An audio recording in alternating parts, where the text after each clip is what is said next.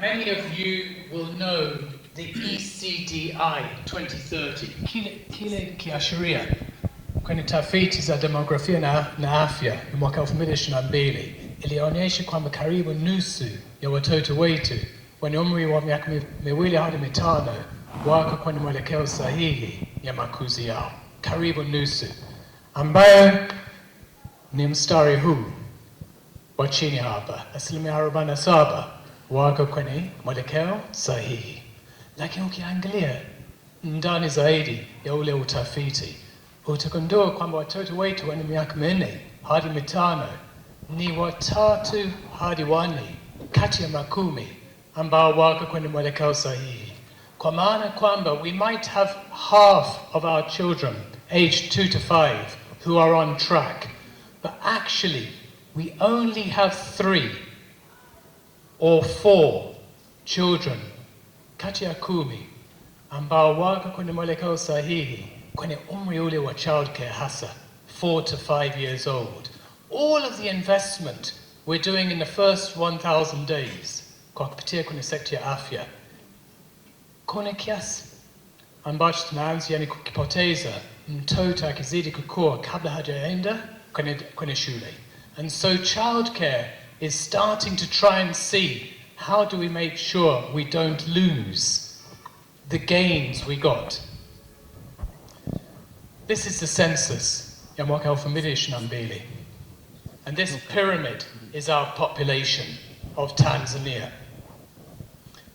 Tukiangalia hapo chini, we can see from 0 to 4 to 5 to 9 is more than 1/4 of our full population. Tukipandisha hapo juu ndio tunaelekea kwenye umri of adults and elderly. This is our current pyramid. Sehemu kubwa ya Watanzania tuko kwenye umri wa watoto ama vijana. The pyramid on the right is the projection from NBS ya mwaka 2050. Ndani ya kizazi kimoja ile population yetu itakavyokuwa inabadilika, mtaona kwamba yani huko kwenye upande wa watoto imepungua kwa kiwango fulani, and in the middle here we have a much larger population.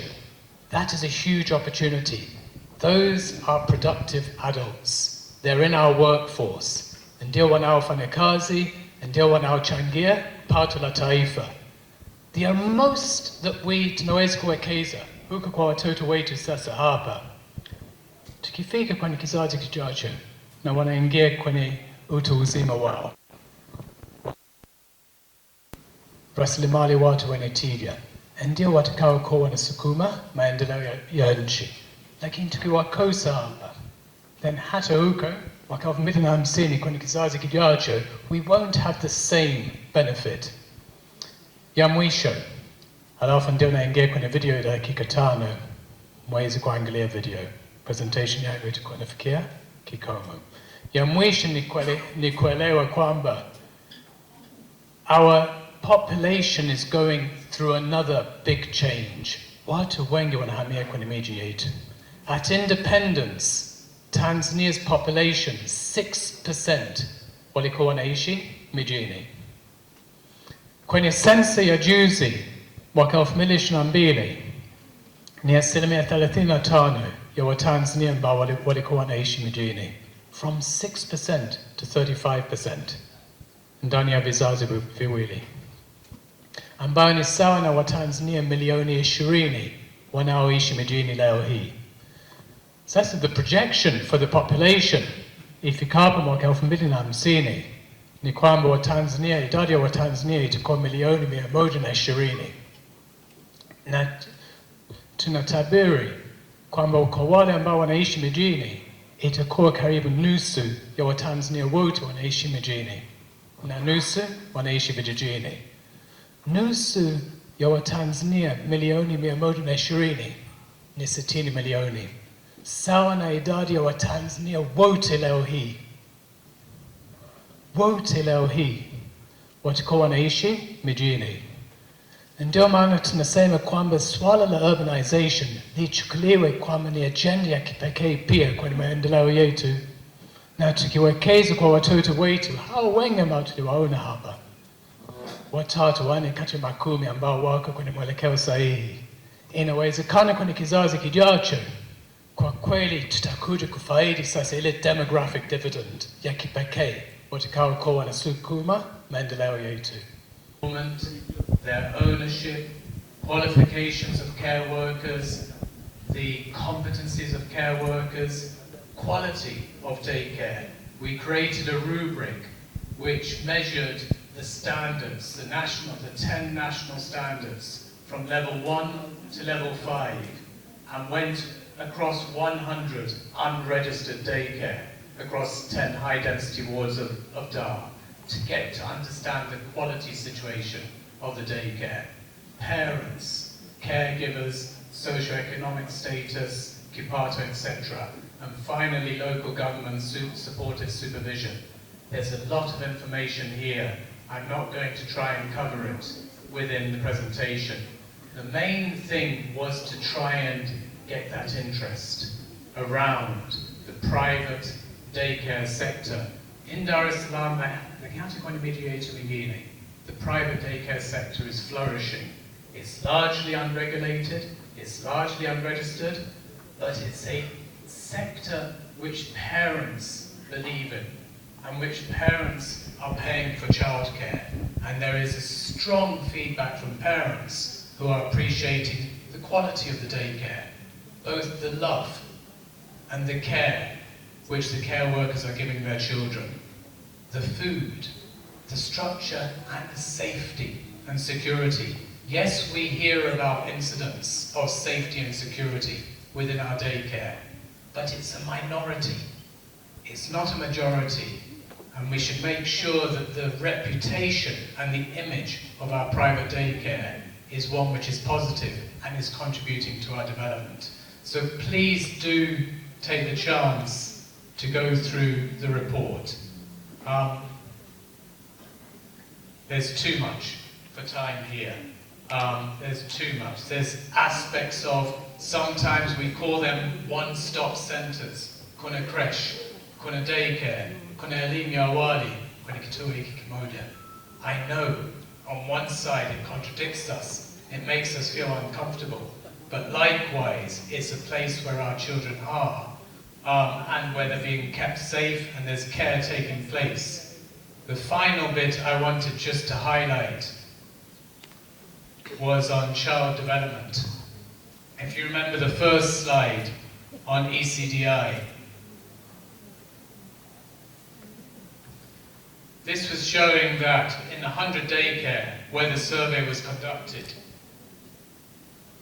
there was about 80% of children, because we went to 200 households, about 80% of children were enrolled in daycare, about 20% were not enrolled. We did a school readiness assessment on the children. For those children who were in daycare, nusu yao walikuwa kwenye mwelekeo sahihi ya makuzi yao na school readiness. Kwa wale watoto ambao walikuwa hawajasajiliwa kwenye daycare ni chini ya 30% ambao walikuwa kwenye mwelekeo sahihi. So it's just to give the message that the daycare can contribute significantly to our children's development and to the wider development picture. My last message, nataka nimwinue mwenyekiti wa mmoja wa vituo vya mchana vya kulelea watoto Tanzania, UVIWATA, pamoja na mwenyekiti wa UVIWATA wa Dar es Salaam. Mgeni rasmi alikuwa anasemea kwamba we'd like to see more of the participation of the private sector. 2 or 3 times we've heard people talking about the private sector. Ukweli ni kwamba tuna fursa kubwa sana kwa upande wa association yetu ya daycare in Tanzania, which is just starting. Iko mbioni sasa. It's in its early stages to take shape and to be a voice for the sector. Ningependa nimalizie kwa kumtambulisha mwenyekiti wetu Mwakiseege. Karibu.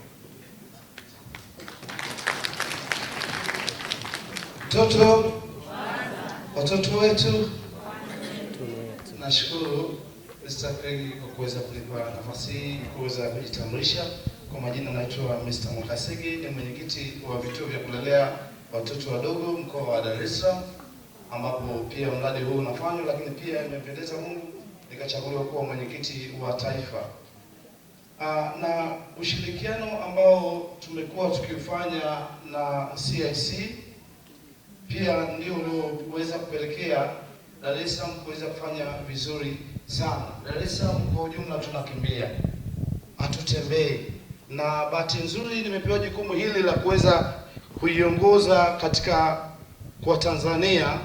Ninatumia uzoefu ule ambao pia nimeupata katika mkoa wa Dar es Salaam, kwa sababu baada ya kupata ushirikiano na CiC kwa ujumla, Dar es Salaam tumeweza kusajili vituo vingi baada ya kupata mafunzo yale kupitia CiC. Kwa hiyo wao wamekuwa msaada mkubwa sana katika vituo vingi vya mkoa wa Dar es Salaam.